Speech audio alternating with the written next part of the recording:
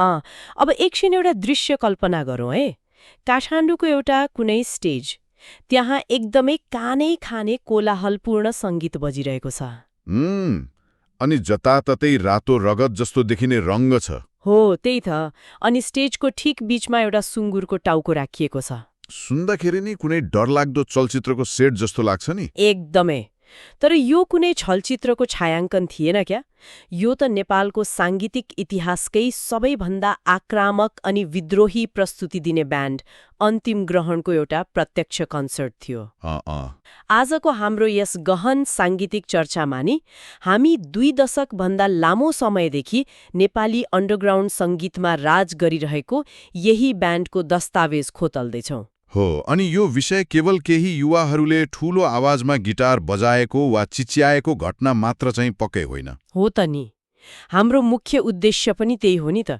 एउटा सानो कोठाबाट सुरु भएको शोखले कसरी सिङ्गो देशको साङ्गीतिक परम्परालाई चुनौती दियो भनेर चुरो कुरो पत्ता लगाउनु। एकदम सही कुरा। सीमित स्रोत साधन भएको समाजमा एउटा पुस्ताले आफ्नो आक्रोश र ऊर्जालाई कसरी विश्वव्यापी पहिचानमा बदल्यो भन्ने यो एउटा गम्भीर अध्ययन हो। अब यो यात्रालाई बुझ्न सबैभन्दा पहिले त ब्यान्डको नाममै ध्यान दिनुपर्छ जस्तो लाग्छ मलाई। अन्तिम ग्रहण, जसको अर्थ हुन्छ आर्मागेडन अघिको अन्तिम दिन, अथवा अङ्ग्रेजीमा भन्दा अल्टिमेट एक्लिप्स। सुन्दैमा कस्तो भयानक ऊर्जाको आभास दिन्छ होइन र? दिन्छ नि। अनि यहाँनिर सबैभन्दा रोचक कुरा के छ भने बैरी विश्वले त नेपाललाई सधैँ शान्त देश भनेर चिन्छ। बुद्ध जन्मेको देश, हिमालहरूको शान्त तपोभूमि। हो त्यही त। अनि यस्तो शान्त पृष्ठभूमि भएको समाजमा यति उग्र दर्शन बोकेको ब्यान्ड कसरी जन्मियो होला भन्ने कुराले जो कोहीलाई पनि अचम्ममा पार्छ क्या। एकदमै अचम्म लाग्ने कुरा हो नि। तर समाजशास्त्रीय दृष्टिकोणले हेर्ने हो भने नि शान्त सतहको मुनि नै सबैभन्दा ठूलो आँधीले जन्म लिइरहेको हुन्छ। सन् 2000 को दशकको सुरुवाततिर नेपाली युवाहरूभित्र एउटा अव्यक्त छटपटी थियो। अनि त्यो छटपटी बाहिर ल्याउन परम्परागत पप गीतहरू पक्कै पर्याप्त थिएनन् क्या। त्यसैले यो अन्तिम ग्रहण भन्ने नामले नै उनीहरूको त्यो दर्शन प्रष्ट पार्छ। ब्ल्याक मेटलको अँध्यारोपन र नेपाली भाषाको मौलिक शक्तिलाई उनीहरूले मिलाए। भनेपछि यो केवल कसैको नक्कल थिएन, यो त एउटा भनौँ न आवश्यकता नै थियो। अब यो विद्रोही ध्वनिको सुरुवात कहाँबाट भयो त? यसको लागि हामी सन् 2002 को काठमाडौँ फर्कनुपर्छ। हो, हाम्रो स्रोतहरूले पनि त्यही भन्छ। पारस शाक्य, उनका भाइ पङ्कज शाक्य र साथी निरज शाक्यले हाई स्कुल सकिने बित्तिकै यो ब्यान्ड सुरु गरे। उनीहरू नर्वे र बेलायतका क्राडल अफ फिल्थ र एम्परर जस्ता एक्सट्रिम मेटल ब्यान्डहरूबाट एकदमै प्रभावित थियो नि त। एकदम। सुरुमा त अब यो कुनै व्यावसायिक योजना थिएन क्या, एउटा सामान्य सोख मात्र थियो। तर त्यो बेला नेपालमा चलिरहेको सङ्गीत र उनीहरूले सुनिरहेको सङ्गीत बीच त आकाश जमिनको फरक थियो नि। हो नि। त्यो बेला त नेपालमा मेलोडिक पप वा केही हदसम्म क्लासिक रक मात्र चल्थ्यो होइन र? हो त। तर ब्ल्याक मेटल त नितान्त फरक विधा हो क्या।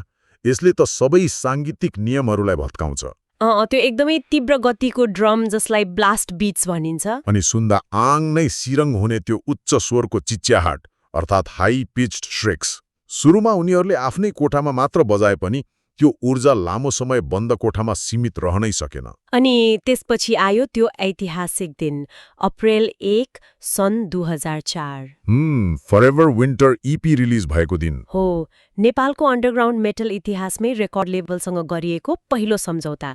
केटीएम रक्स रेकर्ड्सले उनीहरूलाई अनुबन्ध गरेको थियो। एकदम ठूलो कुरा थियो त्यो। जम्मा 21 मिनेटको इपी थियो क्या त्यो। तर यसले यस्तो तहल्का मचायो कि म त यसलाई अन्ध्यारो कोठामा अचानक स्टेडियमको बत्ती बाले जस्तै भन्न चाहन्छु। वाउ, यो स्टेडियमको बत्तीको तुलना त एकदमै सान्दर्भिक लाग्यो मलाई। किनभने त्यो समयमा नेपालमा यस्तो ध्वनि व्यावसायिक रूपमा रेकर्ड भएकै थिएन क्या। स्टुडियोहरूलाई समेत यस्तो तीव्र गतिको सङ्गीत कसरी रेकर्ड गर्ने भन्ने प्राविधिक ज्ञान थिएन होला नि। थिएन नि। तर उनीहरूले जसरी भए पनि त्यो साउन्ड निकालेर छाड्यो क्या। यहाँनिर एउटा कुराले मलाई साँच्चै नै सोचमग्न बनायो है। कन्सर्टका पुराना रिपोर्टहरू हेर्दा नि जब यो फरेभर विन्टर लाइभ बज्थ्यो, दर्शकहरू पूर्ण रूपमा नियन्त्रण गुमाउँथे। एकदमै भायोलेन्ट हुन्थे। हो नि। हात उठाएर मुट्ठी कसेर हेडब्याङ गर्थे। जम्मा 21 मिनेटको अडियोले कसरी दर्शकलाई त्यति धेरै आक्रामक बनाउन सक्यो होला? अब यसको पछाडि गहिरो साङ्गीतिक विज्ञान लुकेको छ के? त्यो केवल हल्ला थिएन, त्यसमा सिम्फोनिक ब्ल्याक मेटलको जटिलता थियो। सिम्फोनिक भन्नाले त्यो किबोर्डको प्रयोग गरेर अर्केस्ट्रा जस्तो सुनिने वातावरण हो। एकदम सही। एकातिर किबोर्डको रहस्यमय धुन हुन्थ्यो अनि अर्कोतिर ड्रमको त्यो मसिनगन जस्तो प्रहार। यसले दर्शकको स्नायु प्रणालीमै प्रत्यक्ष असर गर्थ्यो। अनि त्यही भएर नेपाली युवाहरूले आफ्नो भित्री असन्तुष्टि पोख्ने बाटो पाए। हो त नि, त्यो सङ्गीतले उनीहरूको भित्री एड्रेनालिनलाई पुरै जगाइदिन्थ्यो अनि अमेरिका, अस्ट्रेलियादेखि इस्टोनियासम्म यसको प्रशंसा भयो। एउटा सानो इपीबाटै त्यत्रो छाप छोडे उनीहरूले। तर त्यसपछि आफ्नो पहिचानलाई अझै बलियो बनाउन उनीहरूले एउटा यस्तो अप्रत्याशित प्रयोग गरे जसले सबैलाई चकित पार्यो। सन् 2005 को अप्रिल 2 मा आएको त्यो दोस्रो EP Tales from the Darkened Woods को कुरा गर्नुभएको होइन? हो नि, यहीँबाट उनीहरूले एउटा साङ्गीतिक क्रान्ति सुरु गरे। उनीहरूले बुझेका थिए कि नर्वेका ब्यान्डहरू जस्तै मात्र बजायो भने त सधैँ कपी मात्र भइन्छ। एकदम। त्यसैले उनीहरूले पहिलो पटक परम्परागत नेपाली बाँसुरीलाई ब्ल्याक मेटलमा मिसाए अनि आइरन मेडेनको कभर पनि बजाए, जसलाई फ्यानहरूले निकै रुचाए। हो, ह्यालोड बी दाइ नेमको कभर। तर मलाई यहाँनिर एउटा कुरा अचम्म लाग्यो के कुरा? अब हेर्नुहोस् है, ब्ल्याक मेटल भनेको एकदमै अँध्यारो र आक्रामक सङ्गीत हो नि त, अनि बाँसुरी भनेको त एकदमै शान्त र मधुर बाजा हो। यी दुईटा विपरीत कुराहरू कसरी सँगै जोडिन सक्छन्? यो त सिधै बलिरहेको आगोमा पानी खन्याए जस्तो भएन र? बाहिरबाट सुन्दाखेरि ठ्याक्कै त्यस्तै लाग्छ, तर अडियो इन्जिनियरिङको हिसाबले हेर्ने हो भने नै यो एकदमै चलाख निर्णय थियो क्या। कसरी नि? किनभने बाँसुरीको ध्वनि प्रकृतिको नजिक भए पनि यसको फ्रिक्वेन्सी एकदमै तीखो हुन्छ। हाई फ्रिक्वेन्सीमा काम गर्छ बाँसुरीले। अनि अर्कोतर्फ ब्ल्याक मेटलमा हुने गायकको चिच्याहट पनि त्यही हाई फ्रिक्वेन्सीकै दायरामा पर्छ। त्यसैले बाँसुरीले आगो निभाउने काम गरेन, बरु त्यो आगोलाई अझ चहिलो बनायो क्या? भनेपछि बाँसुरीले सङ्गीतलाई शान्त बनाएको होइन, बरु त्यो डरलाग्दो वातावरणलाई अझ रहस्यमय बनाएको हो। ठ्याक्कै त्यही हो।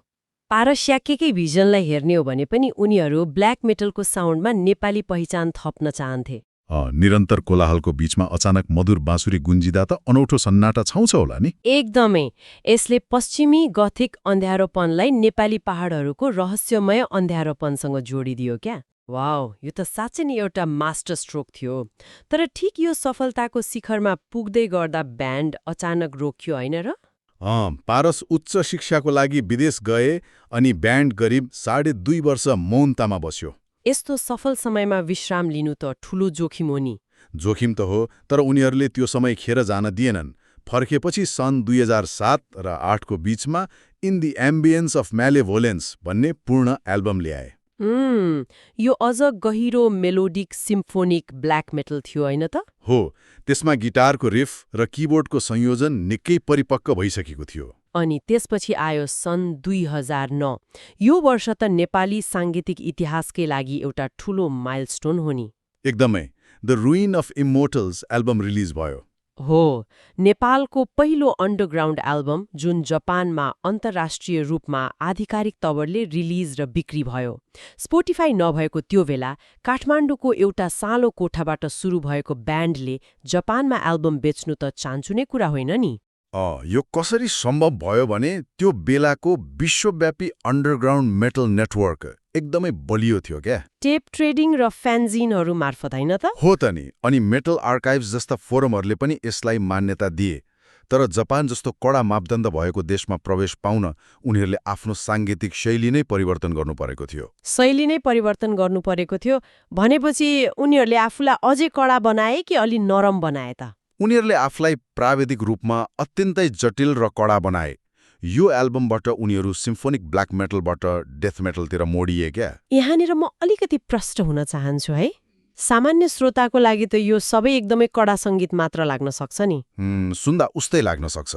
ब्ल्याक मेटल र डेथ मेटलमा प्राविधिक रूपमा चाहिँ के फरक हुन्छ जसले उनीहरूलाई अन्तर्राष्ट्रिय बजारमा टिक्न मद्दत गर्यो? यो एकदम महत्त्वपूर्ण कुरा हो।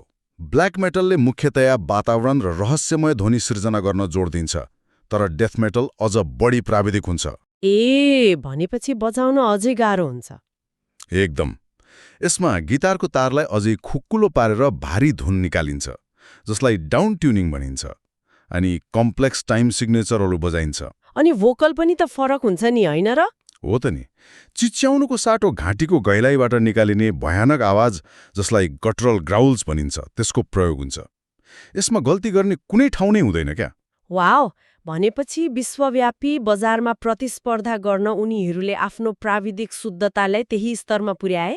हो नि, तर स्टुडियोमा जतिसुकै प्राविधिक भए पनि स्टेजमा उनीहरूले कुनै कसर बाँकी राखेनन्। त्यो आइज अफ मार्च 6 कन्सर्टको विवरणले त मलाई साँच्चै नै चकित पार्यो क्या। त्यो कन्सर्ट त नेपालको प्रत्यक्ष साङ्गीतिक इतिहासमै एउटा बिर्सन नसकिने घटना नै हो नि। हो। स्टेजको अगाडि सुँगुरको टाउको ल्याएर राख्ने अनि शरीरभरि नक्कली रगत लगाएर आउने, यो त साङ्गीतिक प्रस्तुति भन्दा पनि पुरै नाटकीय प्रस्तुति जस्तो देखिन्छ। उनीहरूले आफूलाई केवल सङ्गीतकार मात्र नभई पूर्ण पर्फर्मरको रूपमा स्थापित गर्न खोजेका थिए क्या। अनि त्यो सुँगुरको टाउको राख्नुको पछाडि केही दर्शन थियो कि मान्छे तर्साउन मात्रै हो? होइन, मान्छे तर्साउन मात्रै पक्कै होइन। उनीहरूको डेथ मेटल गीतहरूको मुख्य विषयवस्तु नै मृत्यु र शारीरिक क्षय अर्थात् डिकेसँग सम्बन्धित हुन्थ्यो। भनेपछि त्यो सुँगुरको टाउकोले त्यही साङ्गीतिक विषयवस्तुलाई भौतिक रूपमै दर्शकको अगाडि ल्याइदिएको पो रहेछ। एकदम सही। उनीहरूले श्रव्य कलालाई दृश्य कलामा रूपान्तरण गरेका थिए क्या। तर यति धेरै ऊर्जा अनि सफलता हुँदाहुँदै पनि ब्यान्डको यात्रा एकनाश चाहिँ रहेन है? अचानक 14 जनवरी 2013मा ब्यान्डले आधिकारिक रूपमा मौनताको घोषणा गर्यो। सदस्यहरू विदेशीय कछि होइन त? त्यसपछिको 10 वर्षसम्म त पुरै शून्यता छायो नि। फ्यानहरूको लागि त त्यो एउटा युगकै अन्त्य जस्तो भयो होला। हो नि। अब नेपाल जस्तो देशमा अन्डरग्राउन्ड सङ्गीतबाट मात्रै जीवन धान्न धेरै गाह्रो छ नि त। व्यक्तिगत बाध्यता र आर्थिक अवसरको खोजीले गर्दा उनीहरू रोकिए। तर पारसले त्यति बेलै भनेका थिए कि यो अन्त्य होइन। अनि त्यसपछि जे भयो त्यो त कुनै चलचित्रको क्लाइमेक्स भन्दा कम थिएन क्या। ठ्याक्कै 10 वर्षपछि 14 जनवरी 2023मा हो, उही तारिखमा उनीहरूले हामी फर्कियौं भनेर घोषणा गरे अनि सँगै गोट लिजन एल्बम र दि फाइनल एक्ट रिलिज गरे। यो पुनरागमनमा उनीहरूको प्राविधिक छलाङ अभूतपूर्व थियो। अनि भर्खरै सन् 2025मा पनि त फ्युनरल ल्यामेन्ट रिलिज गरेका छन् नि। एकदम। यहाँनिर मलाई एउटा कुराले निकै कुतूहल जगाएको छ है। ठ्याक्कै 10 वर्षपछि उही 14 जनवरीकै दिन पारेर फर्कनु एउटा संयोग मात्र हो कि उनीहरूको नाटकीय प्रस्तुतिकै हिस्सा हो? यसमा सबैभन्दा चासो लाग्दो कुरा नै यही छ क्या। यो कुनै संयोग होइन, यो त विशुद्ध समर्पण हो। भनेपछि ब्यान्डले जान त्यही दिन रोजेको हो? हो नि। पारस शाक्यले भनेका छन् नि, हामी अब सीमान्तरीकृत भएर बस्न चाहँदैनौँ भनेर। यो केवल एउटा ब्यान्डको पुनरागमन मात्र होइन, एउटा कहिल्यै नमर्ने भावनाको निरन्तरता हो क्या। वाउ, 10 वर्षको शून्यताले उनीहरूको कलालाई झन् निखारेर ल्यायो। हो त नि। यो साँच्चै नै प्रेरणादायी छ। यसबाट के बुझ्न सकिन्छ भने सीमित साधनले साँचो कला र महत्वाकांक्षालाई कहिले छेक्न सक्दैन नि। एकदम सही निष्कर्ष। नेपाली बाँसुरी मिसाउने आँट वा जापानमा एल्बम पुर्याउने दृढता उनीहरू कहिल्यै डराएनन्। हो त नि। आफ्नो मौलिकता नबिर्सिकन विश्वव्यापी मापदण्डमा काम गर्यो भने संसारले सुन्नै पर्छ भन्ने प्रमाणित भयो। एकदमै। अब आजको यो गहन चर्चाको अन्त्यतिर आउँदै गर्दा नि म एउटा निकै शक्तिशाली लाइन उद्धृत गर्न चाहन्छु जुन हाम्रो स्रोतमा लेखिएको छ। कुन लाइन नि? The final act has not yet begun, अर्थात् अन्तिम कार्य अझै सुरु भएको छैन। गहिरो कुरा छ यसमा। छ नि। यसले दिमागमा एउटा प्रश्न उब्जाउँछ के, यदि 10 वर्षको मौनतापछि पनि स्वतन्त्र ब्यान्ड यति शक्तिशाली भएर फर्कन सक्छ भने के भविष्यको सबैभन्दा उत्कृष्ट र मौलिक कला अब ठूला व्यावसायिक स्टुडियोहरूबाट होइन, बरु यस्तै सीमान्तकृत र अँध्यारा कुनाहरूबाट निस्कनेछ त? एकदमै विचारणीय प्रश्न। यस प्रश्नले पक्कै पनि कला र यसको उद्गम स्थलको बारेमा नयाँ सिराबाट सोच्न बाध्य बनाउँछ। आजको लागि हाम्रो यो विस्तृत चर्चा यति नै। सुन्नुभएकोमा धन्यवाद।